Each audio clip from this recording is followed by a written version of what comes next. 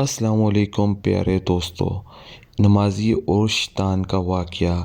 ایک نمازی رات کے اندھیرے میں گھر سے نکلا نماز پڑھنے کے لیے، اور وہ راستے سے جا رہا تھا کہ ادھر ایک کھڈا تھا جس سے وہ ٹکرا گیا اور اس پہ گر گیا اور اس کے کپڑے گندے ہو گئے۔ وہ پھر وہاں سے اٹھا اور واپس گھر گیا، کپڑے تبدیل کیے۔ وہ پھر واپس آیا اور اندھیرا اتنا زیادہ تھا کہ وہ پھر سے اسی گڈھے میں گر گیا اور پھر سے اس کے کپڑے گندے ہوئے اور پھر گھر واپس چلا گیا۔ اب تیسری بار جب وہ گھر سے باہر آیا تو ایک شخص چراغ لے کے اس کے آگے کھڑا تھا۔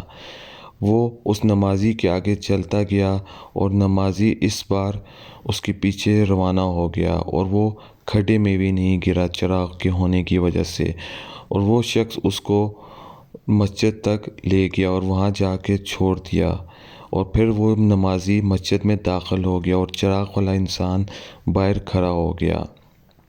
جب نمازی نماز پڑھ کے آیا تو چراغ والا شخص ادھر ہی موجود تھا۔ وہ پھر اس کے آگے چلنے لگا اور نمازی کو گھر تک چھوڑ آیا۔ جب نمازی گھر پہنچا تو اس نے اس سے پوچھا کہ تم کون ہو؟ تو آگے سے اس شخص نے کہا کہ اگر میں سچ بولوں تو میں شیطان ابلیس ہوں۔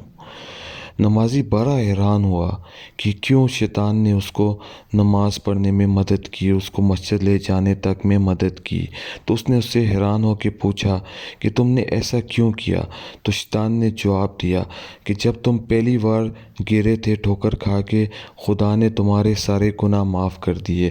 جب تم پھر واپس آئے اور پھر دوسری بار تم نے ٹھوکر کھائی تو خدا نے تمہارے خاندان کے سارے گناہ معاف کر دیے۔ مجھے ڈر تھا کہ اب اگر تم تیسری بار ٹھوکر کھاؤ گے تو خدا تمہارے پورے گاؤں کے گناہ معاف نہ کر دے، اس لیے میں تمہاری مدد کرنے اور تمہیں راستہ دکھانے آ گیا۔